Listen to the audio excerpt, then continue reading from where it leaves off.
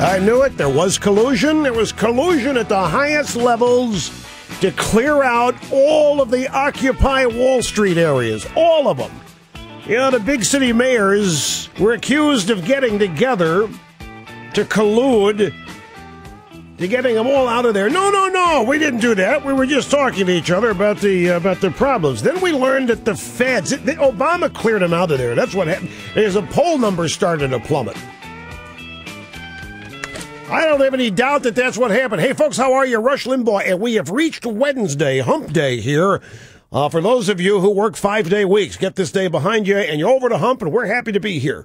Telephone number, and we're thrilled. It's a delight to have you with us. Telephone number is 800-282-2882. The email address, lrushbaugh@eibnet.com. Okay, so the good news is that the cops have finally liberated Zuccotti Park from the occupation army of these lousy hippies, thieves, rapists, purse snatchers, muggers who were camped out there.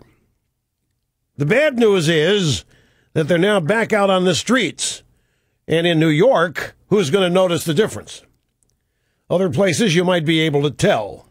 According to news reports out there, ladies and gentlemen, about a dozen protesters went ahead and spent the night in Zuccotti Park, probably close to the number of people that were spending the night in Zuccotti Park every night anyway. Probably only 12 of them. We couldn't know because we couldn't see inside the tents, and we wouldn't want to see inside the tents.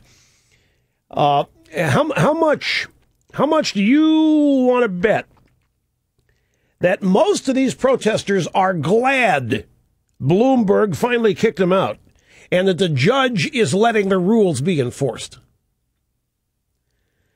This way, all of these protesters can move back in with their parents without losing face now. They can still go back home as heroes. They didn't go home, see, because it got too cold.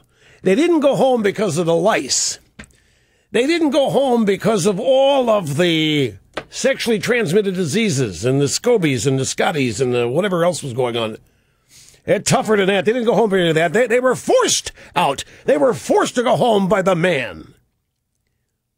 So they're still heroes. It wasn't the conditions that drove them out of there. But I was thinking about my dogs. We got this little puppy, Cambridge. We got 3 dogs. We got Abigail, Wellesley, and Cambridge, all females. 2 of them its now, one soon to be an it, meaning they've been spayed. But they're females. I mean, think about them. Now that these kids from Occupy whatever have gotten used to urinating and defecating in the streets, when they go back home, are their parents going to have to housebreak them all over again? Teach them how to use the potties, the bathrooms? If you are a parent of a returning hero from Occupy Wall Street, you might want to put some newspaper down at strategic points inside the house, particularly the bedrooms where your brave hero sons and daughters are returning home after this valiant effort to overturn whatever it was they wanted overturned. But folks, at the end of the day here, I'm still a little sorry to see them all go. Well, every photo from the Occupy protest looks like a campaign ad for conservatism. And this is why they had to be cleared out of there. This is why they had to go.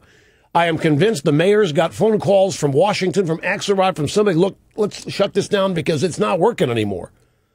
The media gave it its best shot. The media tried to tell everybody this is just like the Tea Party. But it wasn't working because the murders, the gunfire, the sexually transmitted disease, the filth, the abject filth, third world type little city states in all these cities was a direct television ad for conservatism. These people at Occupy whatever, they are the perfect representatives of the Democrat Party. What they did, I'm dead serious here, folks. What they did to Zuccotti Park is what the Democrats would end up doing to the whole country if every one of their policies were surviving unchecked. This is what would happen. This is what the environmentalist wackos want. It's exactly what then. I can show you the papers that we've been tracking these people for 30 years, 25 years here about what they really want. They return to the days of old, no progress, none whatsoever. That guy defecating on the cop car is the face of Occupy Wall Street. In fact, I think we need to call it Obamafy. Obamafy Wall Street, the face of the Democrat Party. You just can't buy that kind of advertising, and Democrats knew it, Obama knew it, Axelrod knew it, and they had to go out and they had to shut it down.